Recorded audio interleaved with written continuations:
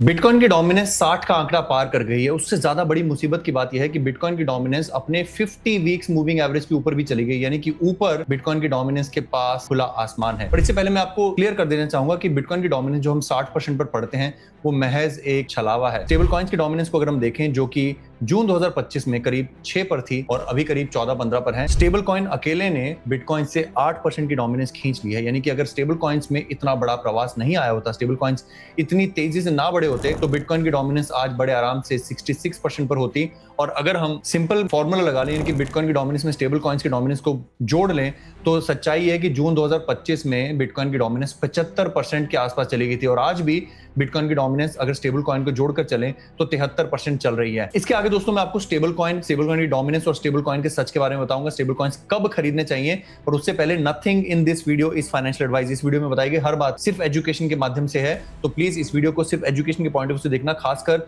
Stable coin से संबंधित जो मैं आपको बातें बताऊंगा, ये आपका होश उड़ा देंगी। डरना नहीं है, अच्छे से समझना है, तभी आप समझ पाओगे। सबसे पहले जानते हैं दोस्तों कि ये डोमिनेंस होती क्या है। क्रिप्टो की मार्केट कैप 4.2 ट्रिलियन तक गई थी अक्टूबर 2025 में। इसकी आज तक की अधिकतम मार्केट कैप थी। मैं लगातार बोलता आ रहा था कि 2021 की 3 ट्रिलियन की मार्केट कैप को भेजने के बाद ही सुनहरा अवसर शुरू हुआ था, बट बार बार क्रिप्टो की टोटल मार्केट कैप इस लाइन के नीचे जा रही थी जो 2021 का अधिकतम स्तर था। इसका मतलब इस साइकिल में क्रिप्टो बहुत ज्यादा मचाने नहीं वाला था। वही हुआ, थोड़े समय ही क्रिप्टो की मार्केट कैप 2021 से ऊपर रही और उसके बाद धड़ाम करके नीचे आ गई और उसका सीधा खामियाजा जो है वो ऑल्ट कॉइन्स को भुगतना पड़ा। कैसे, मैं समझाता हूं। जब क्रिप्टो की मार्केट कैप 4-4.25 ट्रिलियन होती है या आज की रेट में 2.5 ट्रिलियन होती है, तो इसमें से 60% यानी कि 1.5 ट्रिलियन बिटकॉइन के पास है। इसमें से 13% यानी कि करीब $350 बिलियन स्टेबल कॉइन्स के पास है। इसके बाद इथेरियम की डोमिनेंस पे भी नजर दौड़ाएं तो वो भी 11% के आसपास है। हालांकि एक समय इथेरियम की डोमिनेंस करीब 22% हुआ करती थी। 11% की इथेरियम की डोमिनेंस के साथ बिटकॉइन, स्टेबल कॉइन और इथेरियम 84% डोमिनेंस जो है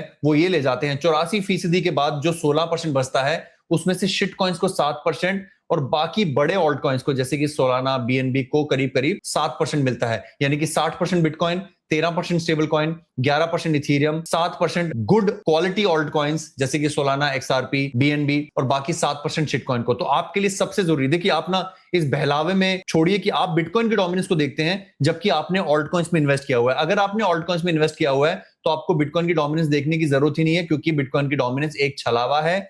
बिटकॉइन 60 पर हो, 70 पर हो, क्या फर्क पड़ता है। बिटकॉइन ऊपर नहीं जाता है तो बिटकॉइन के बदले की डोमिनेंस स्टेबल कॉइन्स आपसे ले जाते हैं। तो अगर आपने शिट कॉइन्स में इन्वेस्ट किया तो आप सिर्फ और सिर्फ अदर्स की डोमिनेंस पर फोकस करें। अब यहां पर मैं सच के पर्दे उठाता हूं। अदर्स की डोमिनेंस इस समय वीकली मूविंग एवरेजेस के नीचे है, तीनों वीकली मूविंग एवरेजेस को। और अगर आप इस हरी लाइन पर नजर दौड़ाओगे तो ऐसा लगता है कि कई सालों से अदर्स की डोमिनेंस जो है ये हरी लाइन के नीचे ही घूम रही है। केवल थोड़े दिनों के लिए ऊपर आती है, जिसको आप ऑल्ट कॉइन सीजन बुला लेते हो, पर फिर से इस हरी लाइन के नीचे ही रहती है। यानी कि 50 वीक्स मूविंग एवरेज जो है वो कहीं ना कहीं इसको दबा रही है, अदर्स की डोमिनेंस को। अब सवाल ये उठता है कि कब तक दबाएगी। अगर आप क्लियरली देखें, अगर आप इमोशनल ना हो, तो अदर्स की मार्केट कैप काफी सालों से, ऑलमोस्ट एक दशक से इस चैनल के बीच में चल रही है। यानी कि वो इस चैनल के ऊपरी बिंदु से टकराती है और फिर नीचे वाले बिंदु से टकराती है। यानी कि मैक्सिमम अगले कुछ सालों में जो आपको सुख मिलने वाला है अदर्स का, वो 9% का मिलने वाला है, जो इस समय 7% है। और न्यूनतम अगर आप देखेंगे इस चैनल के बॉटम पर टकराने के लिए इसको बहुत ज्यादा मशक्कत करनी पड़ेगी। अदर्स जो है वो नेस्तो नाबूद हो जाएंगे।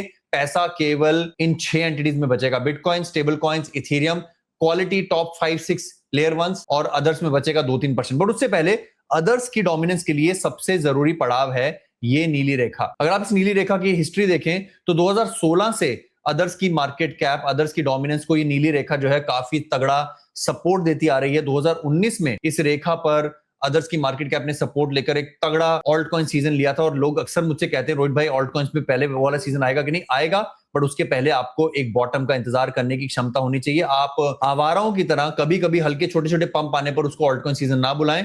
Late alt coins dump completely. जो ये फिर से 2019 के बाद 2025 के अक्टूबर में फिर से इस रेखा का टेस्ट हुआ था और मेरे विचार से इस रेखा का टेस्ट अक्टूबर के आसपास फिर से होना है। उस समय खरीदा गया ऑल्ट कॉइन जो है वो किसी भी हालत में आपको नुकसान नहीं देगा। उस समय आप कुत्ते, बिल्ली, गधे, घोड़े, लकड़बग्गे कुछ भी खरीदेंगे वो भी आपको पैसा 10 गुना करके देंगे, केवल बशर्ते आपके अंदर हिम्मत होनी चाहिए वहां तक के लेवल को रोकने की, वहां तक का वेट करने की। हाँ, शॉर्ट टर्म में अदर्स की डोमिनेंस ऊपर वाली लेखा को टकराने भी जा सकती है, विच मींस ऊपर वाली लेखा पर 8% के आसपास ऑल्ट कॉइन्स की डोमिनेंस आपको थोड़ा सा रिलीफ देगी, जिस समय आप अपने ऑल्ट कॉइन्स को एग्जिट कर सकते हैं, एंड कर सकते हैं, और वो मौका आपके लिए एक अच्छा एग्जिट लेवल का होगा। अब आप पूछेंगे इस दौरान हम क्या कर रहे हैं? हम अपने गोल्ड मेंबर्स को प्रिजर्व के थ्रू, जर्वेक्स के थ्रू, एजेक्स के थ्रू मालो माल कर रहे हैं। अगर आप प्रिजर्व में देखोगे, जब से ऑल्ट कॉइन्स के ऊपर संकट है तब से हमने यूएस और इंडिया स्टॉक्स का रुख कर लिया है। यूएस के स्टॉक्स में हम 60%, 30%, और मैं आपको बता दूं ये हमारी एसआईपी है जिसके बारे में आप लगातार सुनते आ रहे हो। हम अपने गोल्ड मेंबर को हर महीने सिर्फ 50,000 रुपए इन्वेस्ट करने के लिए कहते हैं, और उससे ही यहां पर वंडर्स हो रखे हैं। So many stocks are giving 2-2, 3-3 महीने में ऐसा रिटर्न जो आप ऑल्ट कॉइन से एक्सपेक्ट करते हो। इनफैक्ट मैं आपका ध्यान आकर्षित करना चाहूंगा एजेक्स की तरफ भी, जो काफी समय से हम बात नहीं कर रहे हैं। एजेक्स पिछले 30 दिनों में स्पॉट पर 24% का रिटर्न दे चुका है। एजेक्स को मई के महीने में हम सभी लोगों के लिए खोलने की सोच रहे हैं। जैसे अप्रैल में आपके पास कंट्रोल होता है कि आपको 5x का लेवरेज लेना है कि 50x का, मर्जी है आपकी। तो अगर आपने इसमें $600 भी डाले होते और हर ट्रेड में $100 भी गया होता, तो हमारी अप्रैल की जो आरओआई है वो $600, $100 का एक ट्रेड $1400 का प्रॉफिट बनाकर देता है, 240% का आरओआई। मैक्स ड्रॉडाउन केवल $120 का। वहीं पे अगर आपने 25x का लेवरेज लिया होता तो आपका रिटर्न होता $655 का। 600 पर पैसा डबल। अब बात करेंगे, आप मेरी तरह अगर बहुत ही कंजर्वेटिव ट्रेडर हो, आप सिर्फ 5x का ट्रेड लेते हो, तो $600 पर भी आपको 20% के ऊपर का प्रॉफिट बनता। हर ट्रेड सिर्फ $100 का होता। एजेक्स से भी बहुत सारा पैसा बन सकता है रिस्क फ्री। अगर आप एजेक्स चाहते हैं तो अभी हमें ईमेल करें cryptomillionrohitsharma@gmail.com पर। आपको डिस्काउंटेड रेट पर एजेक्स प्रदान किया जाएगा। हम सबके लिए खोलना चाहते हैं, केवल अपने गोल्ड मेंबर्स के लिए नहीं। और इसके साथ साथ गोल्ड मेंबर्स के पास INDX यानी इंडियन स्टॉक्स, प्रिजर्व यानी कि यूएस स्टॉक्स, और मंथली एसआईपी, और साथ साथ मुझसे जुड़े रहने के लिए, मुझसे व्हाट्सएप पर बातें करने के लिए भी मौका फ्री में मिलेगा, जहां पर हम हर हफ्ते गोल्ड कॉल करते हैं, उनके क्वेश्चंस लेते हैं, उनके क्वेश्चंस के आंसर करते हैं। And lot of people keep sharing their amazing achievements, keep sharing their profits with me. तो अगर आप गोल्ड मेंबर बनना चाहते हैं तो या तो हमें ईमेल लिखें, या फिर पेट्रियन जिसका लिंक डिस्क्रिप्शन में दे रखा है उसके द्वारा डायरेक्टली आप गोल्ड मेंबरशिप अपनी एक्टिवेट कर लीजिए। तब तक अपना ख्याल रखिए, अपने माता पिता का ख्याल रखिए। धन्यवाद। जय हिंद।